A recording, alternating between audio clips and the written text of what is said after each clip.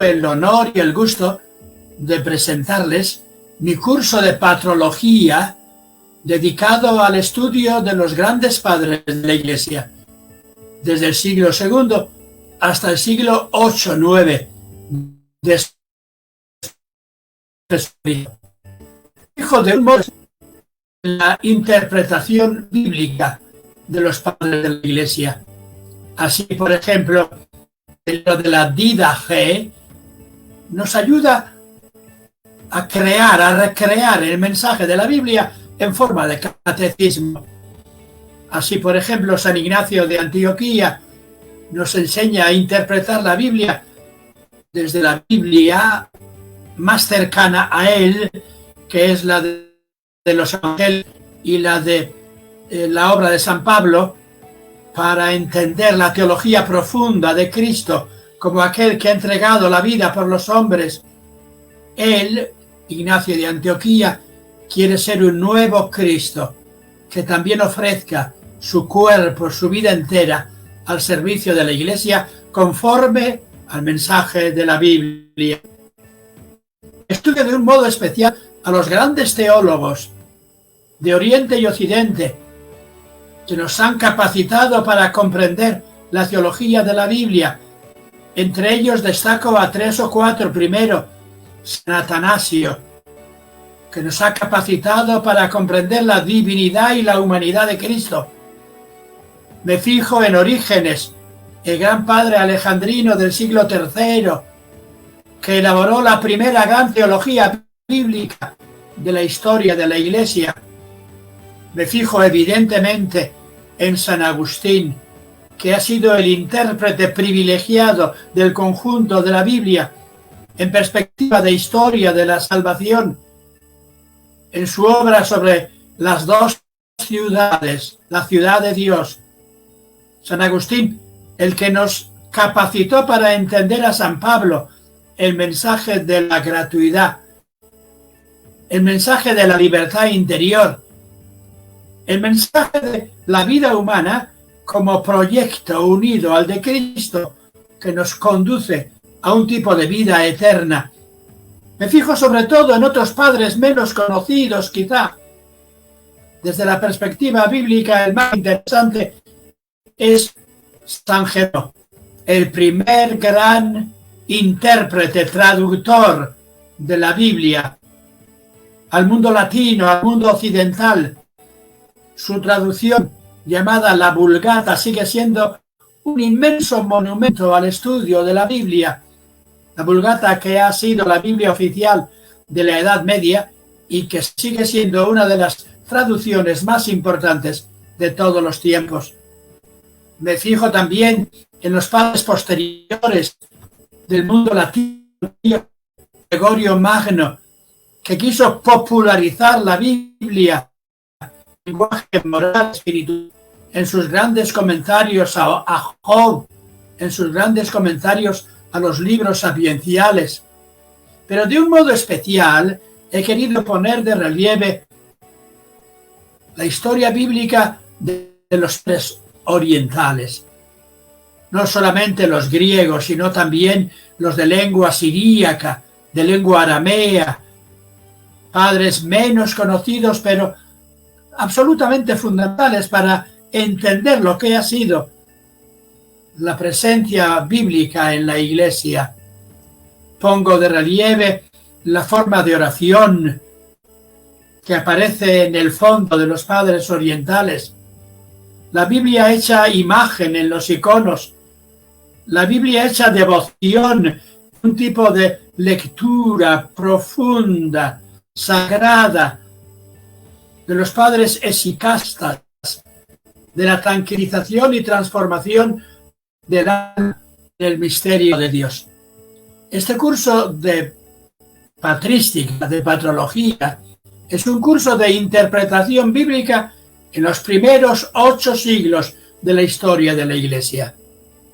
Desde el siglo XI-XII, somos algo separados, occidentales y orientales, católicos y ortodoxos. Desde el siglo XV, XVI, XVII, estamos separados católicos, protestantes, ortodoxos, pero todos tenemos que ver y entender la Biblia desde la fuente de la Escritura. Por eso esta metodología quiere ser una introducción a la lectura patrística y actualidad de la Biblia en la línea de los primeros siglos de la Iglesia. Herederos de esos primeros siglos somos. Como tiempo, en su latín, griego, arameo, el mensaje de la Biblia. Tenemos de ahora nosotros, ortodoxos, católicos, protestantes, aplicando el mensaje bíblico en nuestro tiempo, desde nuestras lenguas, como hicieron los padres, debemos hacer nosotros. Eso es lo que he intentado en esta patrología, en este curso de iniciación a la patrística. Estoy seguro que les va a servir a todos, no solo para conocer mejor a los padres de la Iglesia, sino para conocer mejor la Biblia y para conocernos al mismo tiempo nosotros, nuestras iglesias, a la luz de la palabra de Dios.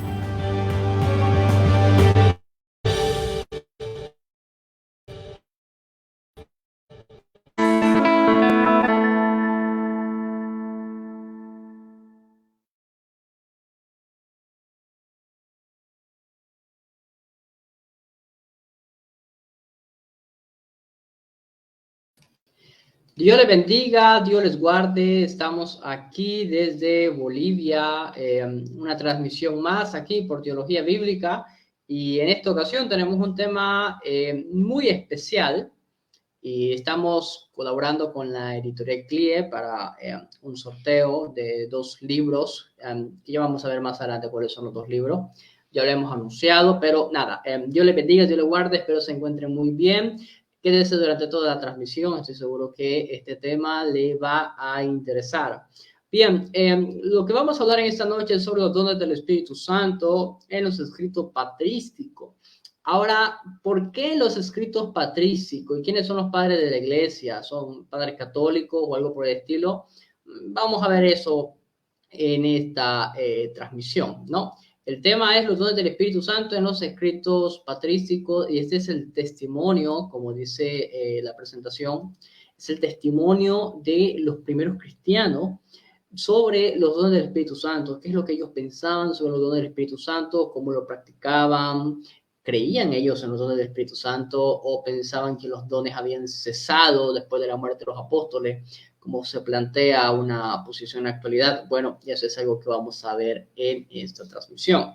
Antes de empezar con nuestro tema, queremos dar una literatura recomendada, que fueron los videos que vimos al principio.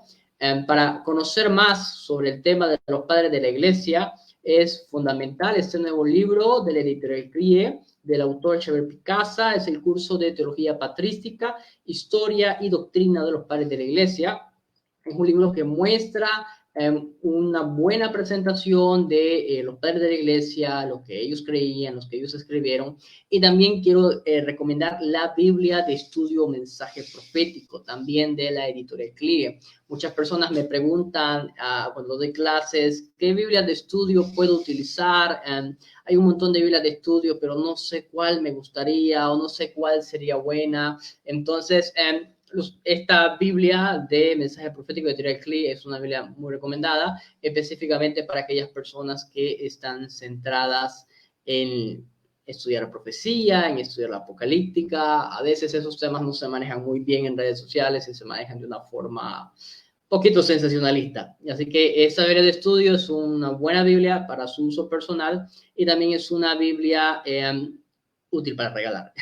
Justamente una hermana me preguntó, ¿qué Biblia puedo regalarle a mi esposo? Esa Biblia es una muy buena Biblia para regalar. Bien, de entrada, Dios les bendiga. Mi nombre es Joel Rivera, soy administrador de la página Teología Bíblica y voy a ser el expositor del tema de esta noche, ¿no?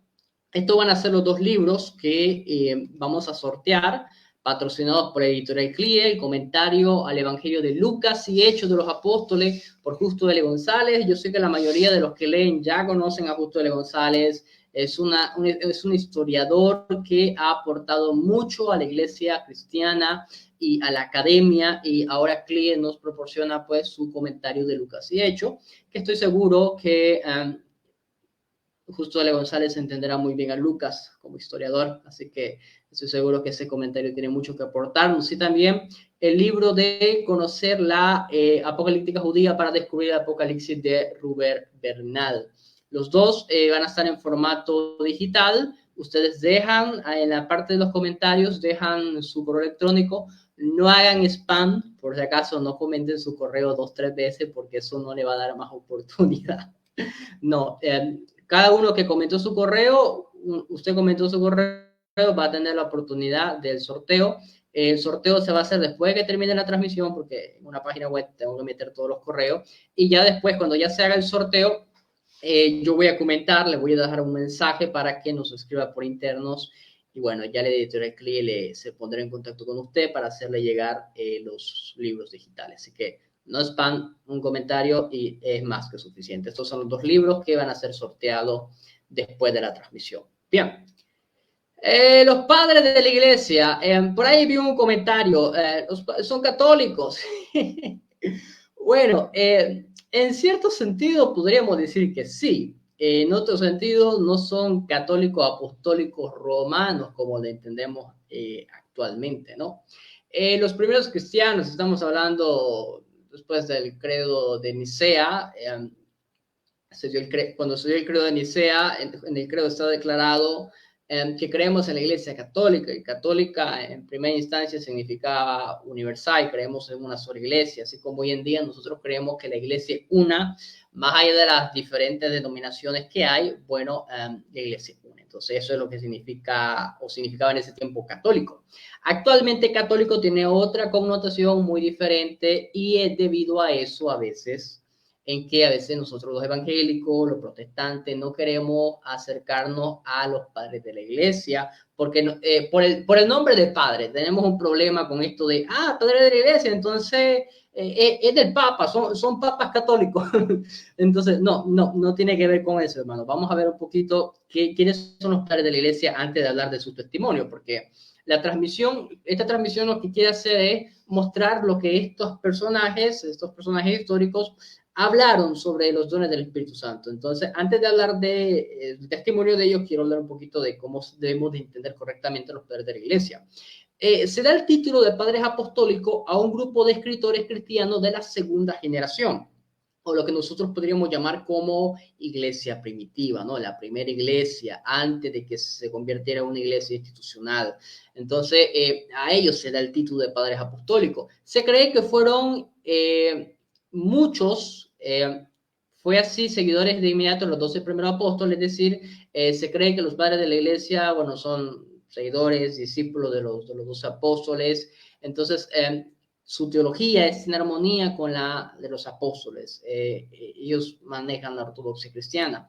Por lo tanto, se aplica el adjetivo apostólico, ya sea porque fueron discípulos de los apóstoles, porque su teología es ortodoxa.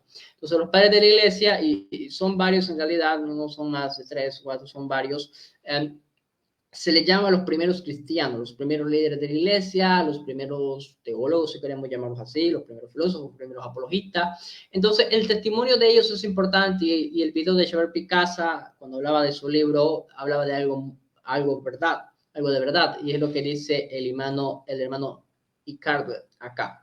Los padres de la iglesia son herencia del cristianismo y no solamente del catolicismo. Es decir, todas las denominaciones cristianas, incluyendo católicos, ortodoxos, protestantes, todo tenemos de herencia a los padres de la iglesia por ser los segunda generación de creyentes, estaban más cerca de la Biblia, estaban más cerca de los apóstoles. Entonces, la enseñanza de ellos es importante para nosotros. Entonces, bien, habiendo aclarado eso, no va a ser algo muy largo tampoco, vamos con lo siguiente. Respecto a los dones, hay una posición neumatológica sobre los dones que se conoce como cesacionismo. Y lo que plantea el cesacionismo es que los dones cesaron cuando los apóstoles fallecieron, porque ellos piensan que los dones de la iglesia, los del Espíritu Santo, perdón, son solamente para la expansión del evangelio y solamente eran necesarios con los apóstoles, ¿no? Ahora, el testimonio de los padres de la iglesia es un testimonio único para nosotros, porque nosotros vemos que no es así, sino que murieron los apóstoles y la segunda generación de creyentes, por así decirlo, ellos creían activamente en los dones. Para ellos era algo, así como lo vemos en Hechos, miren, que los dones era algo esperado, algo que se manifestaba, a veces los dones traía problemas, como en la iglesia de Corintio, pero los dones era algo normal en la comunidad de la iglesia. Entonces, así como nosotros vemos en Hechos y en las cartas paulinas, entonces en los testimonios de los padres de la iglesia también vemos eso igual. Entonces, respecto a los dones, la iglesia primitiva no alardeaba de los dones del Espíritu, ni los discutía, simplemente los practicaba. Como indica el autor Ives M. Congar en su obra monumental, La Iglesia de los Orígenes fue plenamente consistente en contraste bajo la acción del Espíritu Santo y de estar llena de sus dones, como bien señala a comienzos del siglo AJMA. Este fue de hecho el atractivo principal de la Iglesia. En días tempranos era considerada como el hogar de la gracia y la santidad y en consecuencia de la salvación. En la iglesia, en ninguna otra parte, podrían las personas estar seguras de encontrar al Espíritu Santo de Dios. Entonces, la iglesia primitiva o el testimonio de los primeros cristianos no se ponían como nosotros hoy en día, que discutimos que si los dones han continuado, que si los dones han cesado, si hay que ser cauteloso, aceptarlos y reconocer, pero hay que ser, como dice una persona por ahí, hay que ser cauteloso con los dones. Mire, la iglesia de los primeros siglos no tenía, discutían otras cosas, no vamos a decir que no discutían, porque discutían otras cosas, pero la iglesia de los primeros siglos referente y respecto a los dones, no los discutían, los practicaban, no estaba esa discusión de hay dones o los dones ya cesaron, no vemos a ningún cesacionista en esos periodos, sencillamente los dones están y la iglesia los practicaba, así que vamos a ver unos cuantos, esto es a manera de presentación, dicho sea de paso, unos cuantos testimonios, no son muchos, ya eso no va a ser muy largo. Si usted quiere conocer más de los padres de la iglesia, quiere conocer más sobre el testimonio de ellos, bueno, le recomendamos esta obra que es la de Xavier Picasa, ¿no? El curso de teología patrística. Entonces, esto es para que conozca un poquito, ¿no? Bien, vamos con el primero. Clemente de Roma.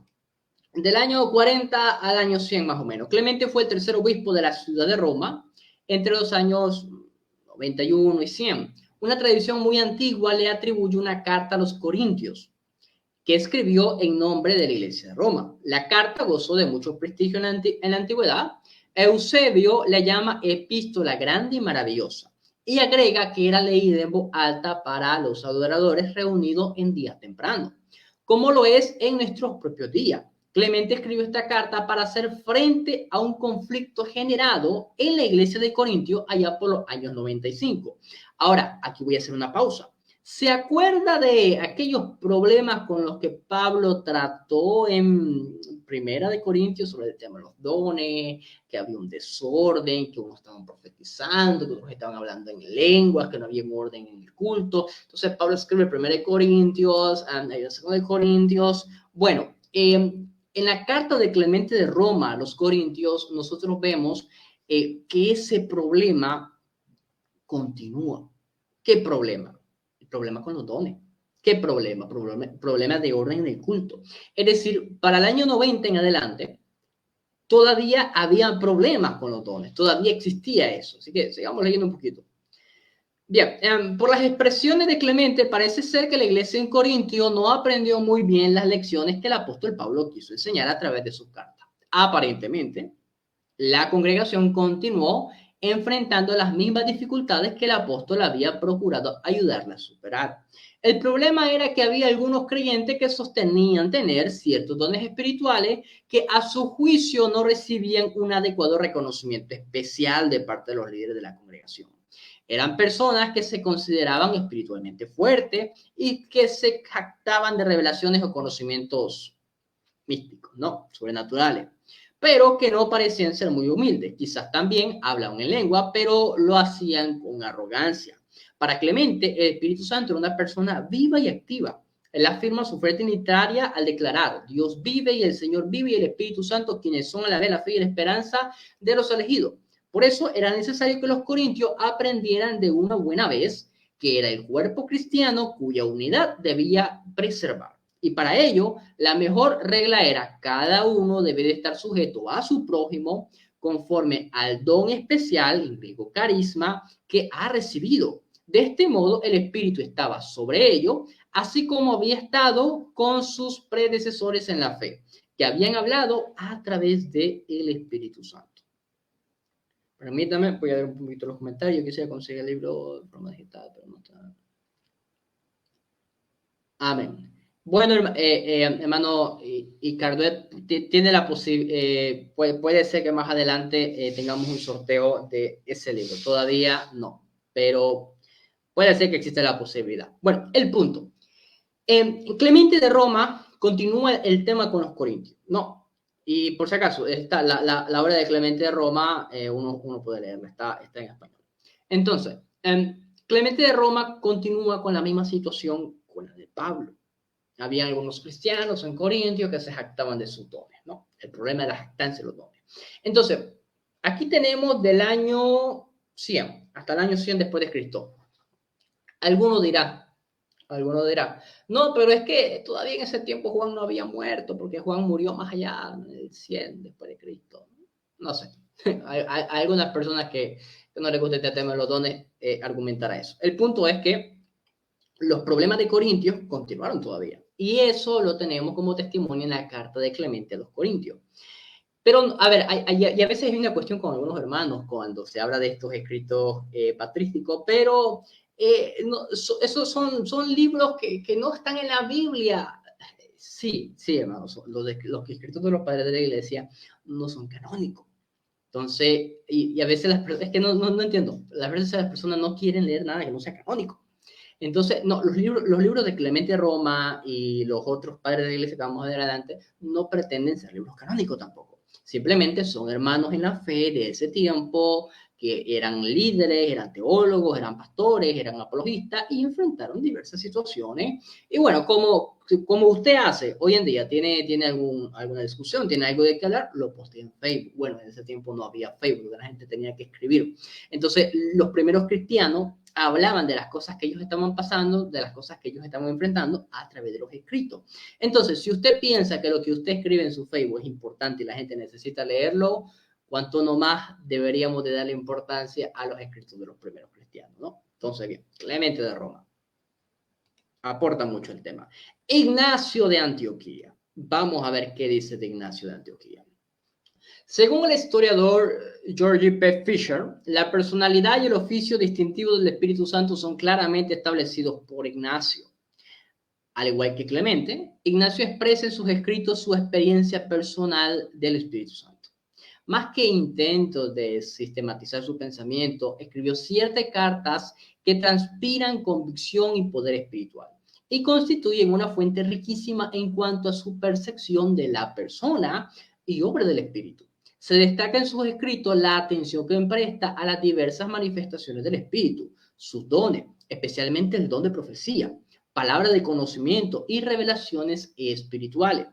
Él veía evidencia de la obra del Espíritu en la vida de los miembros de la iglesia, a quienes describe en su carta a los Efesios como piedras del templo preparadas de antemano para un edificio del Dios Padre y levantadas para esa máquina de Cristo, que es su cruz, usando el Espíritu Santo como cuerda. El obispo de Antioquía era también consciente de la negligencia creciente en cuanto a la dependencia del Espíritu Santo en la iglesia suya. Con dolor levanta una pregunta que nos sorprende en la actualidad. ¿Por qué perecemos neciamente por la ignorancia descuidada en reconocer el don que hemos recibido? Como señala Henry B. Swift, el espíritu es para él un hecho fundamental en la experiencia cristiana, más bien que un tema de investigación y definición exacta. Además, al leer a Ignacio, resulta evidente que la tradición de los profetas continúa desde el Nuevo Testamento, pero está inseparablemente unida en su mente, como lo está con los escritores posteriores como Cipriano, con la jerarquía ordenada de obispo y presbítero y diácono. Sin embargo, todavía no se ve la tensión que más tarde se desarrolla entre los profetas y el orden eclesiástico, o entre un ministerio carismático o otro institucional. El obispo Ignacio se presenta como un buen administrador de la iglesia, pero que ejerce su don profético con poder carismático y habla bajo la guía del Espíritu Santo. La fuente de este documento está acá. Entonces, ¿qué es lo que tenemos con Ignacio? Ignacio es otro testimonio, mire, también del 40 en 317 después de Cristo. Me faltó ponerle el DC ahí.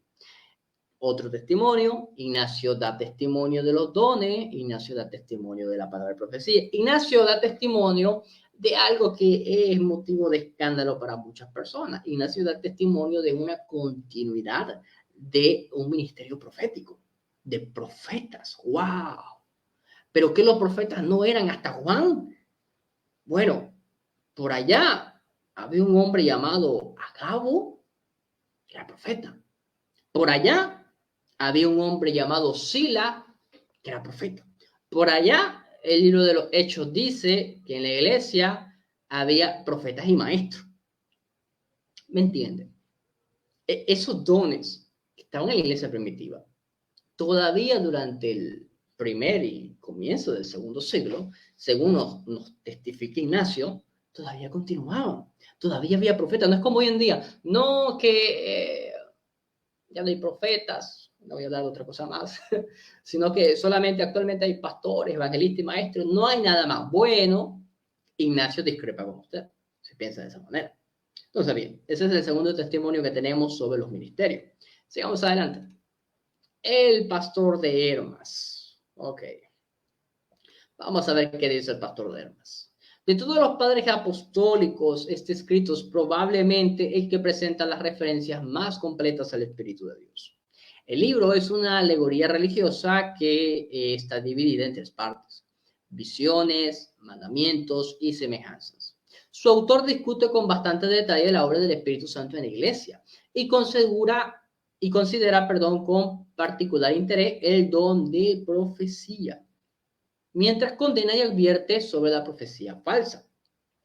En su concepto se muestra muy parecido a la enseñanza de Pablo. Por eso su reconocimiento final es: confíen en el Espíritu que viene de Dios y que tiene poder, pero no confíen en absoluto en el Espíritu que es terrenal y vacío, porque no hay poder de él y viene del diablo. Según Hermas, el Espíritu Santo también se manifiesta en el gozo con el que el cristiano sirve a su Señor. Su exhortación es: por tanto, vístanse con alegría, que siempre es agradable y aceptable a Dios, y regocíjense en ella. El Espíritu Santo que fue dado a los seres humanos es un espíritu alegre. De este modo, el gozo debe ser la condición normal del creyente, y que está más en armonía con el vino nuevo de la vida cristiana. No. Entonces, bien, ¿qué es lo que continúa diciendo el pastor Hermas? El pastor Hermas da testimonio de el don de profecía. Ahora bien, a ver, para el periodo del pastor Hermas, ya los escritos del Nuevo Testamento estaban circulando. Ahora, no tenemos que los padres de la iglesia decían: no, es que la palabra profética más segura es la Biblia y yo no tengo necesidad de ninguna profecía que no sea la que esté en la Biblia. Mire, hay un problema con eso. Pablo, en sus cartas, Pablo nos insta a no rechazar las profecías, a juzgarlas. Sí, eso es correcto, a juzgarlas, pero no a rechazarlas. No menosprecies las profecías. Eso es un escrito de... Ahora bien, mire. Hay alguna persona de tendencia sensacionista dirá: no, pero es que la profecía se refiere a la Biblia. A nosotros no juzgamos la Biblia. Nosotros no juzgamos ni determinamos si la Biblia es real. Nosotros creemos que la Biblia es real. Cuando Pablo habla de profecía, está hablando de profecía personal, de eso que se levantan y así dice el Señor: Dios me está mostrando esto, o Dios me está diciendo esto, y hablaban. Entonces, para el testimonio del pastor de Hermas también tenemos otro testimonio que da continuidad con el don de profecía para los tiempos de los primeros cristianos. Pero continuamos con esto. La G. Creo que esta es la... A ver. Faltan dos. La Didache. A ver, la Didache creo yo que es uno de los documentos cristianos más importantes que tenemos y creo que todos los cristianos deberíamos de leerlo una vez por lo menos. Está disponible en español por si acaso y CLIE también lo tiene traducido al español. La Didache es como un manual de reglamento, es como un reglamento, un manual de reglamento y doctrina. Entonces, la Didache, que es igual, sigue siendo del primer siglo, de los primeros años. Entonces, la Didache, que también se conoce como la enseñanza de los apóstoles, daba instrucciones a las iglesias cómo tratar, por ejemplo, con los profetas, cómo tratar con los misioneros, cómo realizar el bautismo. Es un manual, y eso lo voy a decir, es un manual de los primeros cristianos. Entonces, queremos ver qué es lo que dice la Didache sobre todo esto.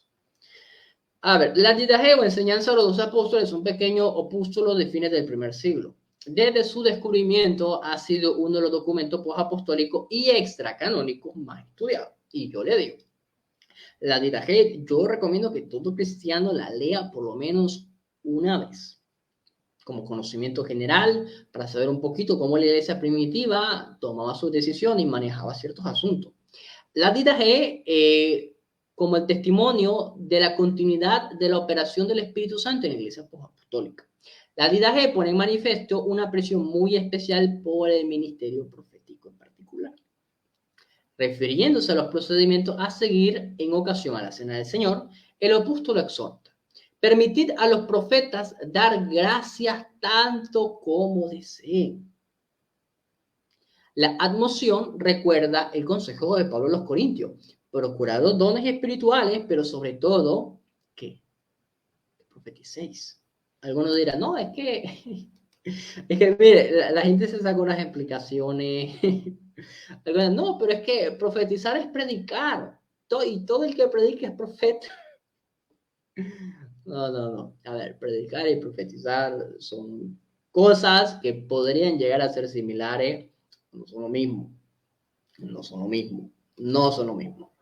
Entonces, bien, es inteligente notar que la enseñanza de los apóstoles sobre los dones espirituales sigue inmediatamente la enseñanza de la cena del Señor, tal como lo hace la Didache. De igual modo, el autor del opúsculo asume que cualquier palabra profética que se pronuncie en tal ocasión va a ser de beneficio para los creyentes que le escuchan. Este aprecio por el don profético se hace patente en el siguiente pasaje. Mientras un profeta está hablando en el Espíritu, no debéis probarlo ni examinarlo, porque todo pecado será perdonado, pero este pecado no será perdonado, que es un paralelo con la blasfemia hacia el Espíritu Santo. Entonces, mire, a ver, yo sé que la mayoría de los que están acá me conocen, yo soy de tradición pentecostal. Ya, bueno, a muchos no les gusta el movimiento pentecostal. Y para nosotros los pentecostales, este tema de palabra profética, de profecía, de que un hermano venga con una palabra de profecía o algo, para nosotros de verdad no es escandaloso ni nada. Es algo como que alguien predica y esperamos que también tenga una palabra, ¿no? Una palabra de parte del Señor. Nosotros la escuchamos, nos gozamos. Obviamente, si alguien habla de parte del Señor, algo que no es correcto, algo que no va conforme a la Biblia o algún disparate, obviamente nosotros lo rechazamos.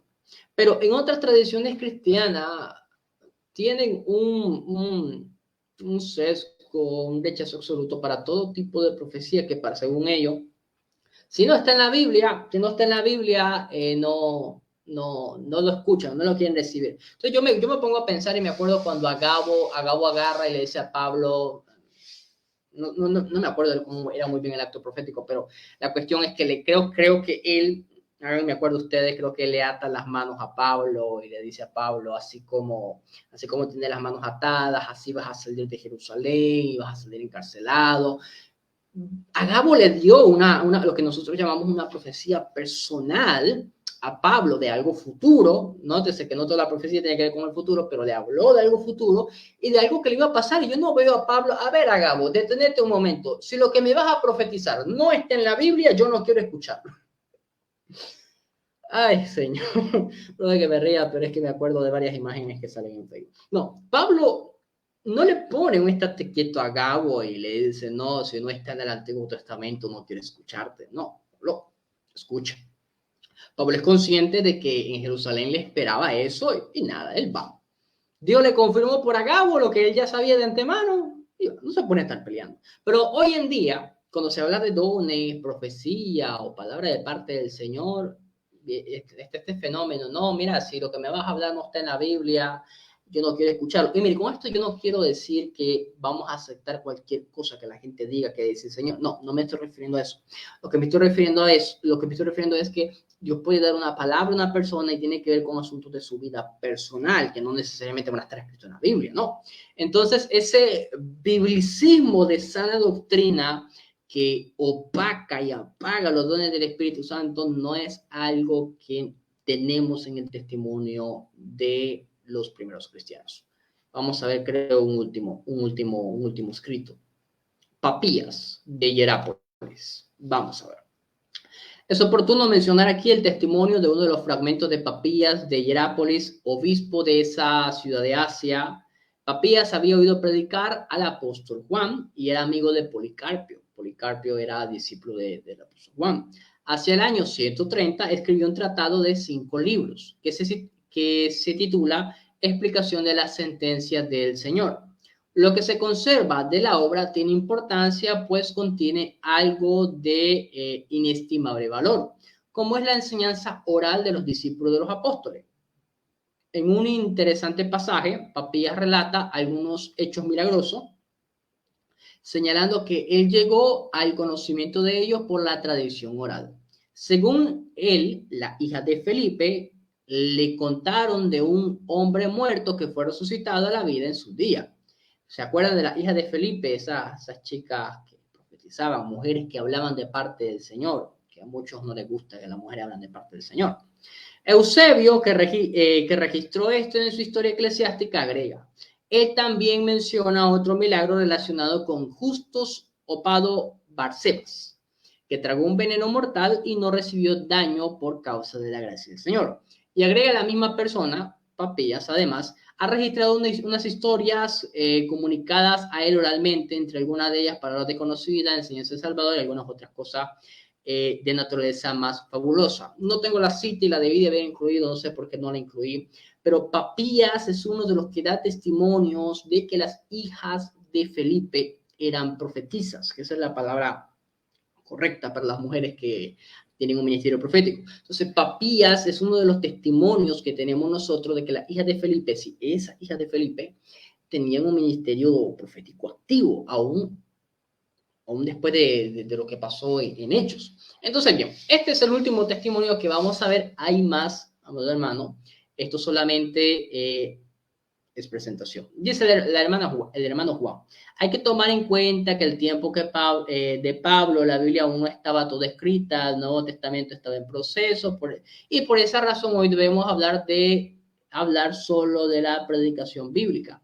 Hermano Juan, estaba el Antiguo Testamento, estaba la Septuaginta, y esa era la Biblia de Pablo, ¿no? Y Pablo, cuando predicaba o hablaba, no solamente hablaba la Septuaginta, también hablaba palabras de parte del Señor, cosas que Dios le revelaba o cositas así. Ahora, uno dirá, no, pero es que ese es Pablo. Ese es Pablo. Dios le bendiga, hermano pentecostalismo clásico. Ese es Pablo. Y Pablo sí podía profetizar. Bueno, eso no es lo que nosotros vemos en Corintios, que los dones no eran de los apóstoles, son de los cristianos, son de la iglesia de Cristo, vamos a ponerlo así, son de la iglesia de Cristo. Entonces, es normal que en nuestro culto haya predicación, haya enseñanza, haya salmo, haya profecía, haya palabra de parte del Señor. Por lo menos, en los escritos de Pablo, para él eso era lo normal, ¿no? Palabra, adoración, salmo, profecía. Y yo no entiendo, y con esto voy a concluir, yo no entiendo por qué para nosotros hoy los dones son como que algo no muy importante. Como que, mire, yo quiero poner esto, no tengo mi Biblia cerca. La Biblia, sí, es lo principal, es la palabra de parte del Señor. Amén, gloria a Dios. Y nosotros cuando llegamos a la iglesia queremos escuchar Biblia. Biblia, Biblia. Amén, gloria a Dios. Pero recordemos que la Biblia no es el único don que Dios nos ha dado. Y digo don que Dios nos ha dado porque es una bendición tener las Biblias en español. Es una bendición de parte del Señor. Entonces, la Biblia no ha sido el único don que Dios nos ha dado. Hay ministerios, hay dones. Y mire, Pablo tiene una lista. y de ciertos dones que Dios ha dado a la iglesia. ¿Para qué? ¿Para qué son los dones? Para la edificación del cuerpo de Cristo, para que crezcamos nosotros en la fe, para que seamos edificados los unos por los otros, para que seamos fortalecidos los unos por los otros. Y si nosotros vemos los dones de los que Pablo habla, no todos tenían que ver con la enseñanza, no todos tenían que ver con la predicación. Habían dones que tenían que ver con una palabra personal, ¿no? Entonces, para algunas personas, no tengo con qué dibujar acá, para algunas personas los dones del Espíritu Santo solo son una lista y nada más. Y los dones importantes solamente son los que tienen que ver con la predicación. Y los dones de sanidad no importan, los de milagros no importan, los de profecía no importan, porque ya tenemos la Biblia. Bueno, miren, yo no voy a hablarles de mi opinión. No voy a hablarles de mi opinión. No. La transmisión no es el testimonio de Joel Rivera sobre los dones. No, ese no es el punto. El punto es lo que los primeros cristianos opinaban y decían sobre los dones. Vamos a hacer un repaso. A ver. Ya. Clemente de Roma continúa tratando de ayudar a la iglesia de Corintio, que dejen de jactarse de los dones, que dejen este revuelo con los dones y que en el Señor tenemos la unidad. Pero Clemente no niega los dones, los regula. Que eso es lo que haríamos de batallar hoy en día, no negarlo, trabajar con la regulación. Ignacio de Antioquía, continuidad con el ministerio profético. Pastor de Herma, lo mismo, continuidad con profecía y ministerio profético. La de G también, había un honor, había un espacio para los profetas y había unas reglas para tratar con los profetas. ¿Y qué hacía un profeta? Hablaba la palabra de parte del Señor. Y mire, cuando hablamos de la palabra de parte del Señor, no solamente hablamos de la palabra escrita, ¿no? Hablamos de un mensaje que Dios le da a las personas. De eso estamos hablando con profecía. Papilla de Hierápolis, ya lo vimos el testimonio de la hija de Felipe que profetizaron. Así que, bien, hasta aquí concluye la transmisión de esta noche, amado hermano. Terminando la transmisión, voy fuera de cámara a insertar todos sus correos electrónicos en una web que es la que se va a encargar de hacer el sorteo. Y yo le voy a comentar, póngase en contacto conmigo para darle la información suya a Cli le va a hacer llegar el ebook, ¿no?, de los sorteos. Así que gracias, amado hermano, por conectarse, por dedicar un poquito de su noche para escuchar. Le invito a que lean los padres de la iglesia. Es un testimonio, como decía un hermano acá. Lo voy a volver a poner aquí arriba porque fue un comentario bien oportuno. Los padres de la iglesia son herencia del cristianismo. No son de los católicos, de los ortodoxos, de los protestantes. Los escritos de los padres de la iglesia son una herencia para todos los cristianos y tienen muchas cosas que enseñarnos, de las cuales podemos aprender nosotros de ellos. Así que Dios les bendiga, Dios les guarde, bendiciones, que tengan muy buen descanso.